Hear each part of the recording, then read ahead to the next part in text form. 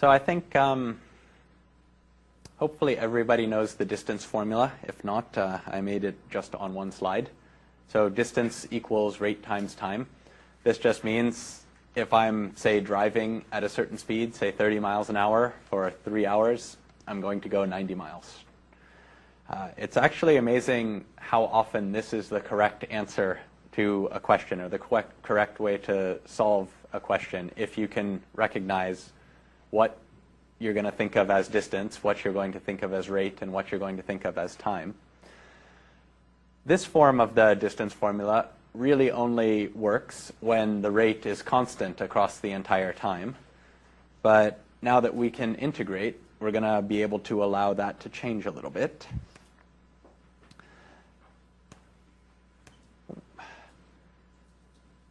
So it provides intuition for a lot of problems, and all that we're really doing is imagining rate on one axis, time on another axis, and then the distance you're going to cover is going to be equal to this area.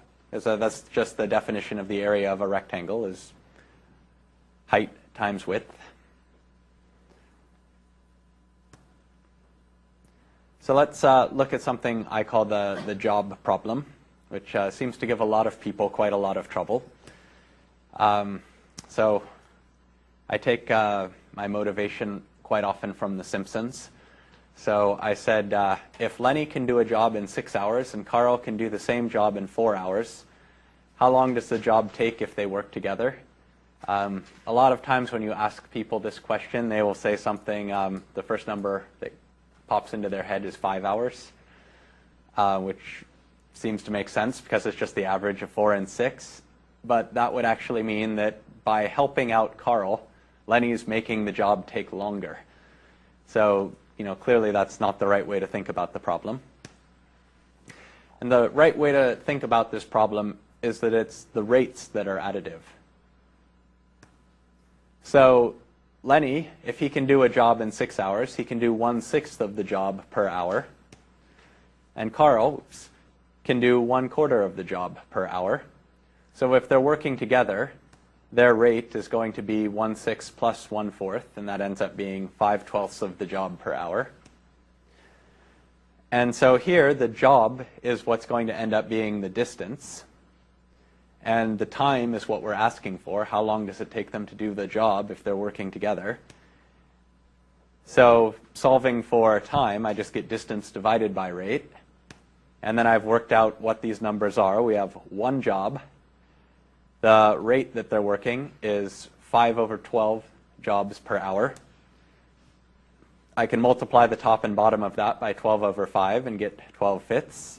So the job is going to take 2 hours and 24 minutes if they work together. But we've still made the assumption that Lenny and Carl are working at a constant rate. So suppose instead that Lenny works at a rate L of x, and Carl works at a rate C of x. Then my conditions that I started out with, I could rewrite these in terms of definite integrals. So I know that if I let Lenny work for 6 hours, he's going to finish one job. So that means that the integral of L of x from 0 to 6 has to be equal to 1. And then, now I've confused my L's and my C's. So I think this should be the C. And the integral from 0 to 4 of C of x should also be equal to 1. And that's just the way of mathematically writing down the condition, or the statement, that Lenny can do one job in 6 hours, and Carl can do one job in 4 hours. And so now my job question is, can I find a capital T, so that's a time, so that when I add these rates together, I get 1. And so now this is not quite as nice a problem, because there are actually a whole bunch of different rates that I could add together that would give me this condition. So for instance, I could just say, well, I guess I can't. So I have some constraints too. So I'm bound by the constraint that Carl works at this rate. So the integral of that one has to be over 0 to 4 has to be 1. And the integral of L of x over 0 to 6 also has to be 1.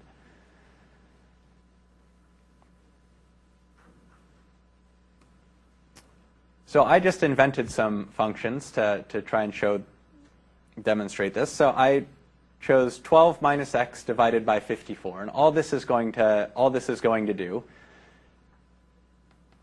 is when we're at time 0, so when x is 0, I'm going to have 12 minus 0 divided by 54. And at the end of the job, so when x is equal to 6, I'm going to have 12 minus 6, which is going to be 6 divided by 54. And we can forget about the bottom, because that's the same.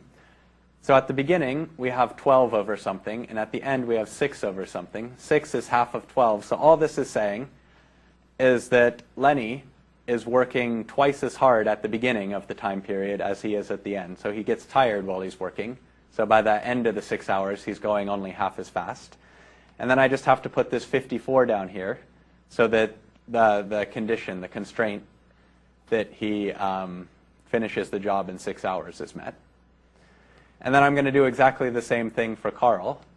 So initially, he's working at 8 over 24. At the end of his 4 hours, he's working at 4 over 24. So he works faster, so he's also getting tired faster.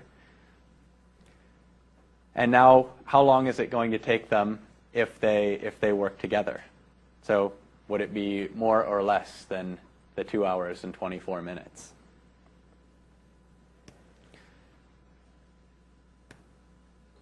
So basically what I want to do is find t so that when I integrate this function, L of x plus c of x, from 0 to t, I get my one job finished.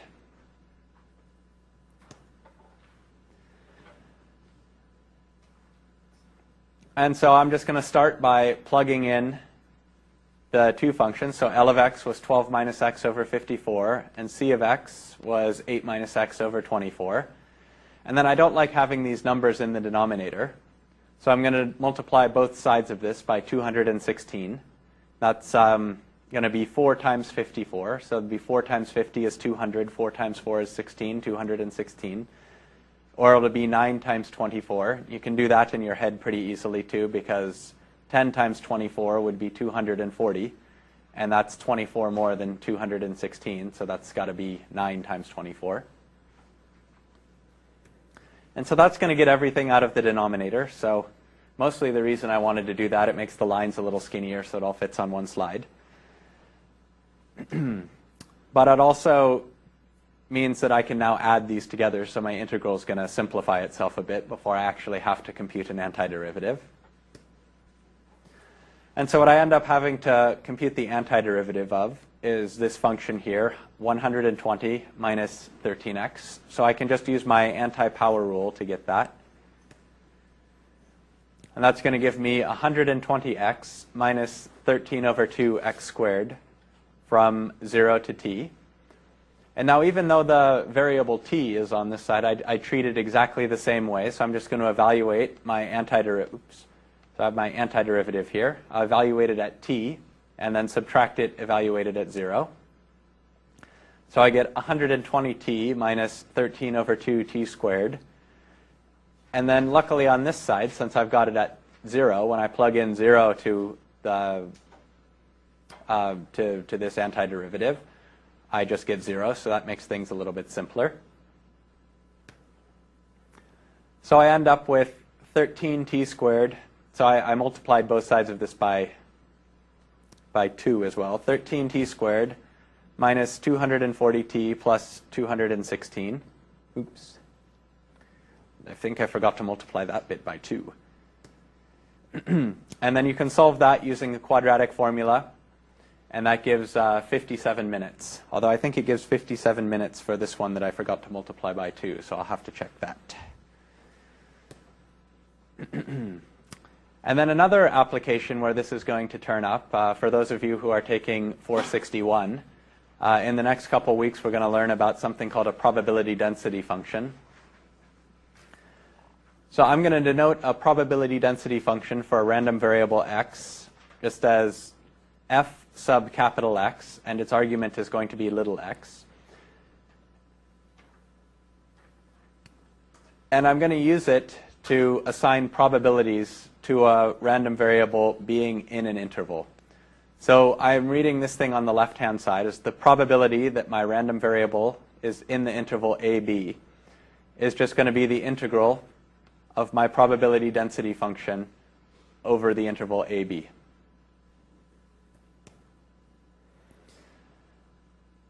The support of a random variable is just going to be the set of points. So generally, it's an interval.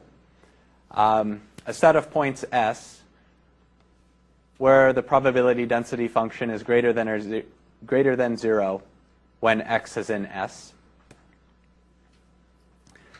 And so some of the properties of a probability density function are if f sub x is a probability density function, so I'm going to abbreviate that as PDF,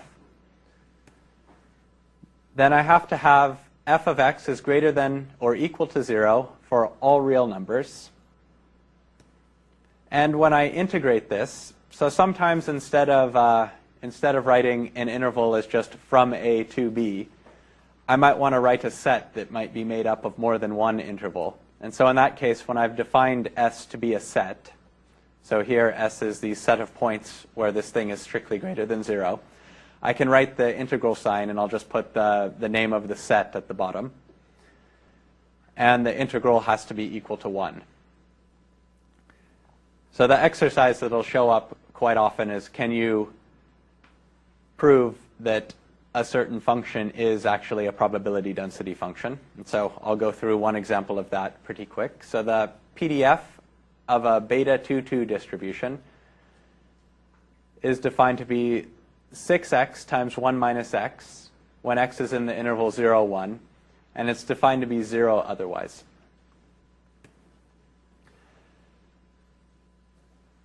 So if I want to verify that f of x is greater than or equal to 0, that should be pretty straightforward. If I have a number between 0 and 1, then it's greater than or equal to 0. So 6x has to be greater than or equal to 0. And 1 minus x, so the smallest this could be, is when x is equal to 1, and that's 0. So it's pretty easy to verify the first condition.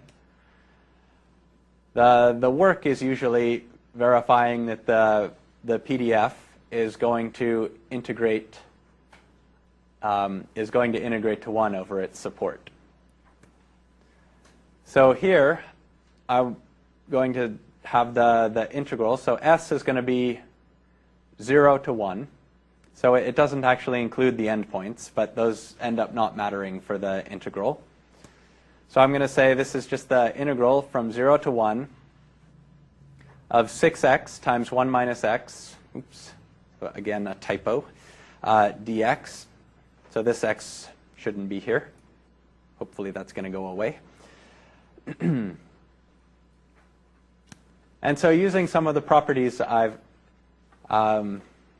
listed in the first set of slides, I can think of x times 1 minus x as my f of x. And so I'm just multiplying that by a constant. So I can take that constant outside of my integral sign. It'll make things a little bit simpler. And then I'm going to just go ahead and do the multiplication. So I have x times 1 gives me x. And then x times x gives me the x squared here. And then I can calculate the antiderivative of that, just using my anti-power rule on each term. So the first one came from 1/2 x squared. And the second term came from 1/3 x cubed. And now that I've written down my antiderivative here, I've moved my limits to the right-hand side. So it means this notation, again, just means evaluate my antiderivative at the upper end point and subtract the antiderivative evaluated at the lower end point. So again, because I have an x in each term, the bottom end point is just going to be 0. That simplifies things quite a bit. So I end up with just 1/2 minus 1/3. Oops. And that's equals, so 1/2 is, I could write that as 3 over 6. 1/3 I could think of as 2 over 6. So 3 over 6 minus 2 over 6 is 1 over 6. And I have this 6 out in front, and that cancels each other out. So I verified that this function here, fx of x, is a valid probability density function.